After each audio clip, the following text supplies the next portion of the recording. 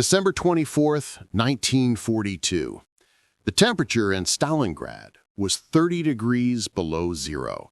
But the cold wasn't the most dangerous thing in that frozen hellscape. The most dangerous thing was hope. A young German soldier named Karl Müller was about to commit an act of treason. He stepped out of his trench, completely unarmed, and began walking toward Russian lines. In his hands, he carried two things that would get him executed if discovered: a small Christmas tree ornament and a photograph of a Russian soldier's wife. This is the story of the Christmas the history books tried to erase. The story of how, in the middle of the deadliest battle in human history, two enemies created a miracle. To understand how impossible this moment was, you need to understand Stalingrad in December 1942. The city wasn't just a battlefield, it was a meat grinder. 2 million men were trapped in 16 square miles of frozen rubble. The Volga River was clogged with ice and corpses. The air smelled of cordite, death, and desperation. On one side, the German Sixth Army, frozen, starving, and surrounded. Their supply lines had been cut for weeks. Men were reduced to eating horses that had been dead for months. Frostbite was so common that soldiers would wake up to find their comrades frozen to death beside them. On the other side, the Soviet defenders, just as frozen, just as starving, but fighting with the knowledge that retreat meant execution by their own commanders. Stalin's Order 227, not one step back, meant exactly what it said. And in the middle of this nightmare was 19-year-old Karl Müller from a small town in Bavaria. 3 months earlier, he'd been studying to become a music teacher. Now he was a machine gunner in a war that had stolen his innocence and very nearly his humanity. But tonight, something was about to change. Karl wasn't supposed to be here. He was the sensitive one in his family, the boy who cried when he had to dissect frogs in biology class. His mother had begged the local Nazi officials to keep him out of the war. "He's an artist," she'd pleaded. "He's not made for killing." But 1942 Germany didn't care about artists. They needed soldiers. And so Karl found himself in Stalingrad, watching friends die one by one, until the numbness set in. He called it the ice.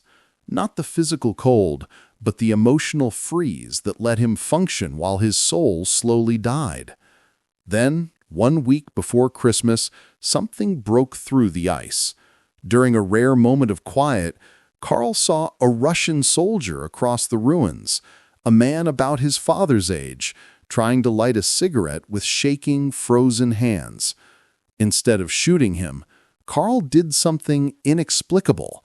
He threw a box of German matches across the no-man's land. The Russian caught it, nodded, and threw back a small piece of black bread.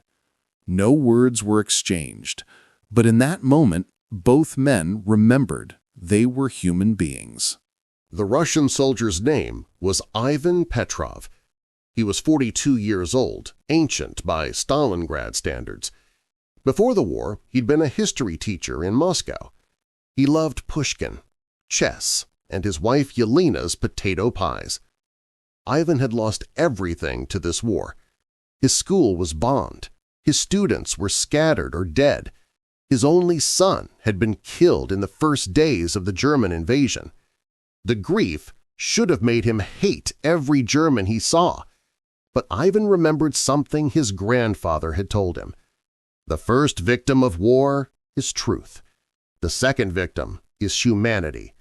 Don't let either die completely.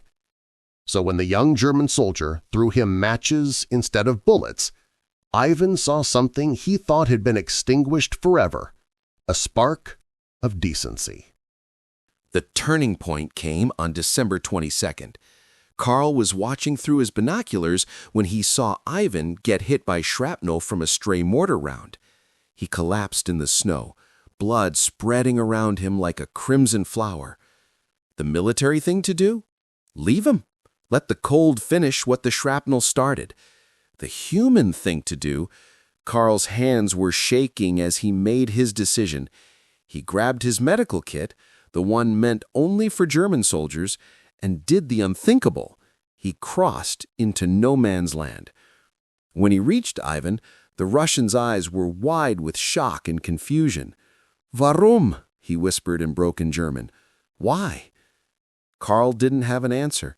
He just bandaged the wound, left his last dose of morphine, and returned to his position before anyone noticed.